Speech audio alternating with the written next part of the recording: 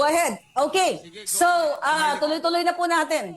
Nandito po ako, mga kababayan, para magpasalamat sa inyo sa pagsama sa atin lahat dito na nagpapahayag ng katotohanan. Itong araw na ito at sa mga susunod na araw ay ang pinakamahalagang prinsipyo na dapat natin ibahagi sa lahat ng Pilipino, ang prinsipyo ng demokrasya. Dahil po binabawi o sinusupil ng gobyernong mapang-api ang demokrasya na sana ay maghubog sa future ng ating bayang Pilipinas. Ang magiging batayan ng pag-unlad at pagkapantay-pantay, kalayaan, at hustisya sa ating bayan na binabawi po lahat sa atin ito. Sa panggigipit, hindi lang po kay Pastor Quiboloy, kundi isa po ako sa unang ginipit ng gobyernong ito na sinuportahan ko simula noong 2015 hanggang po sila ay manalo.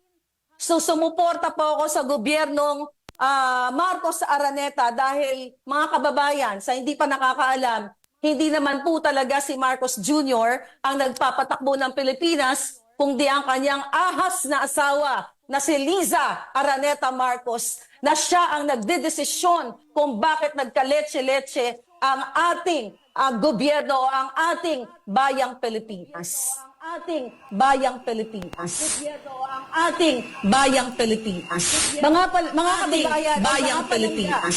Mga kababayan, bayang Pilipinas. Mga kababayan, bayang Pilipinas. Mga kababayan, Pilipinas. Mga kababayan, Pilipinas. Ako po ay sumuporta sa kanila. Mula 20 sa kanila hanggang sa Vice President Junior ay nagsabi na siya ay dinaya nung panahong yon. Nandoon po ako sa kanila. Tinulungan ko po sila ng walang kapalit na anong halaga dahil naniniwala po ako noon na siya ay dinaya at ang kanyang intensyon ay para talaga sa pagbangon ng Pilipinas. Pero after po ng 2022 election, yung kanya pong laban tungkol dyan na siya daw ay nadaya, ay nakalimutan na kasi lingid pala sa kaalaman ng milyon-milyong Pilipino ay nakipagsabwatan ang Marcos at lalo na ang kanyang asawa na si Liza diyan sa Smart Magic. Natakel na po yan ni Atty. Glenn Chong. But anyway, ang gusto ko lang po sabihin sa lahat ng nakikinig ngayon sa buong mundo na huwag po tayong matakot. Alam ko, lahat po tayo ginigipit, lahat ng mga kritiko, lahat ng mga nagpapahayag ng opinyon dahil po tayo ay sukang-suka na sa gobyernong ito na pinangakuan tayong ibangon. Pero ang bumangon po sila lang. Napanood yun naman siguro ang pagbati ng First Lady Ahas sa General Manager ng PCSO na si Mel Robles. Binati po yan noong January 20, noong kanyang kaarawan. Ang sinabi po ng First Lady dyan na milyon-milyon viewers na po. Ngayon yan, ang sinabi ng First Lady sa General Manager niyang operator ng black propaganda na si Mel Robles, sama-sama tayong babangon muli para maging milyonaryo. So doon po nakita ninyo na hindi natin sila kasama para sa pagbangon ng Pilipinas, kundi sila ay sama-sama para sa pagbangon o pagpayaman nila. At hindi lang po yan. Sa mga nakakapanood po ng aking vlog everyday, ang gobyernong ito ay kasabwat ng mga masasamang elemento katulad na lamang po ng smuggling. Paulit-ulit ko pong sinasabi sa taong bayan. At dito ngayon sa harap ninyo, sa libo-libo at milyong taong nakikinig all over the world na si Liza Marcos at si Bongbong Marcos ay kasabwat ng smuggler na si Michael Ma. Bakit ko po sinasabi yan mga kababayan? Dahil mismo ang taong yan ay pinangalanan sa Congress at pinatawag yan para dinggin dahil nasasangkot sa milyon o billion smuggling pero hindi po yan ginigisa sa Kongreso o sa Senado. Sa halip, mga kababayan, siya ay itinalaga pang special envoy to China, lingid sa kaalaman ng lahat ng Pilipino. So akalain nyo mga kababayan na may presidente kayo, may first lady kayo, nakasabwat ang mga smugglers? At hindi lang po yan, even ang isang taong involved, nasa dyaryo po lahat yan, ang mga sinasabi ko, na si Mark Anthony Sayarot na hinuli ng PIDEA at ng PNP noong November, December noong 2022 dahil siya ay nagmanufacture ng pulburon, mga kababayan, dahil kaibigan ng Marcos at ng Araneta, siya po ay malayang nag-e-enjoy, naglalabas-pasok pa sa bansa at kasama pa nila sa kanilang state visit. Yun po ay nahulihan ng pulburon na nagmamanufacture dyan sa Ayala, Alabang. Pero sa halip na ikulong at pahiyain dyan sa Senado katulad ng ginagawa kay Pastor Quiboloy, binigyan pa po ng proteksyon ng buwaka ng inang gobyernong ito na Marcos Jr. Another issue po na pinakamahalaga, yung Indian Filipino na si Amit Chandiramani nahulihan ng mga malalaking kalibreng barel. Yun po ay non-bailable case din. Pero sa halip na ipakulong at ipatawag dyan sa Kongreso para imbestigahan, katulad dyan sa ginagawa muli ni Ontiveros kay Pastor Quiboloy, yan po kahit non-bailable ay pinalaya rin ng ating gobyerno. Pinalaya ng mga kasabwat ni Lisa dahil inarbor po yan ni Mel Robles na general manager ng PCSO dahil kaibigan niya yung nahulihan ng matataas na kalibre ng barel. Ulitin ko po muli, confirm po yan. Dahil mismo na may kaibigan ako sa PNP, tinawagan ko kung totoo ba. At kaya ko po yan tindigan sa kahit saan ako ipatawag.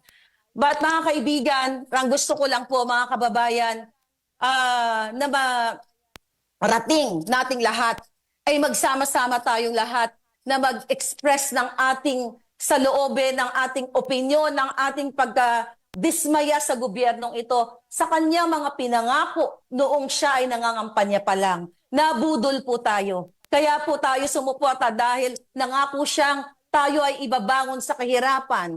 Tayo ay bigyan ng mga oportunidad, tulungan ng mga mahihirap para magkaroon ng trabaho. Pero paano naman po kayo magkaroon ng trabaho kung bilyon-bilyon po ang ninanakaw nila sa Kongreso at sa iba't ibang ahensya ng gobyerno, katulad na nga lamang sa smuggling at kung ano-ano pang pagnanakaw sa iba't ibang ahensya, napupunta po sa kanila ang pera. So, paano kayo magkaroon ng trabaho? Paano kayo magkaroon ng opportunity? Kung naalala ninyo, nangako si Marcos Jr.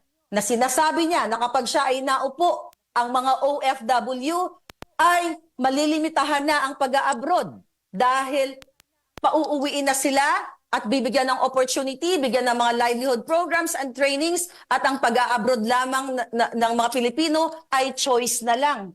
Pero ano nangyari?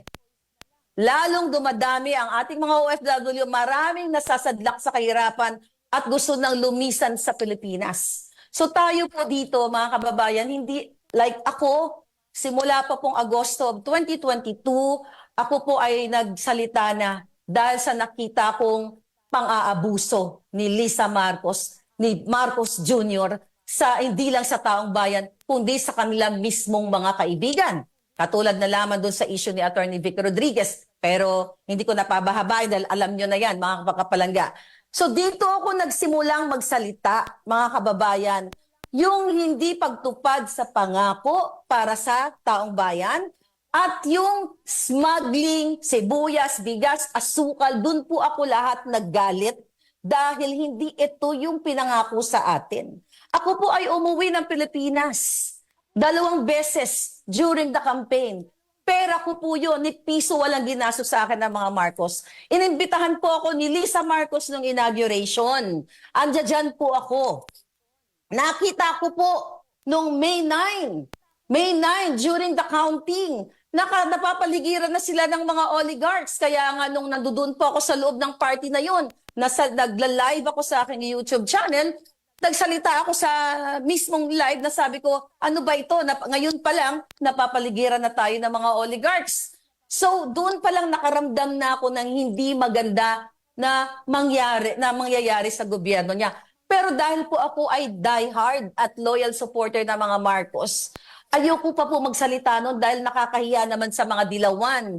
'Di ba? Baka sabihin nila, o ayan, yan ang napala ninyo. So nag-hold po ako for since June, July, and yung August, medyo hindi pa rin ako nagsasalita, medyo blind item muna. Hanggang sa dumating na nga po itong January of 2023, talagang inilabas ko na ang nararamdaman ko at hindi lang nararamdaman kung nakikita kong pang-aabuso sa kaban ng bayan at pang-aabuso sa ating lahat.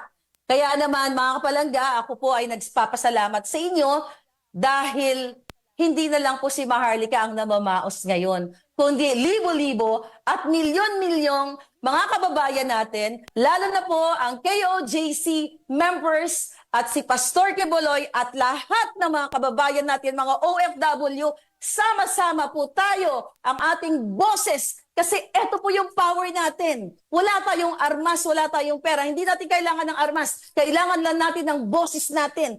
Dahil kapag tayo ay talagang nagbigkis-bigkis, kahit ano pa pong trilyon na ninakaw nila sa kaban ng bayan, kahit gaano pa kataas na armas ang gagamitin nila o panakot nila sa atin, hindi po sila magwawagi. Magwawagi po ang taong bayan dahil naniniwala ako na meron pa ring demokrasya sa Pilipinas. Kaya dapat dinggin tayo ng walang yang gobyernong ito.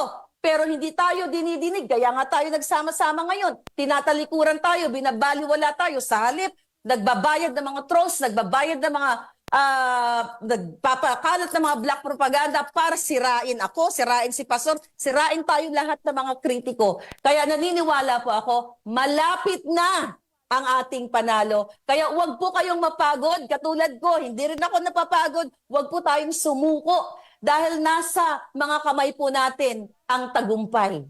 Maraming salamat po sa inyo lahat.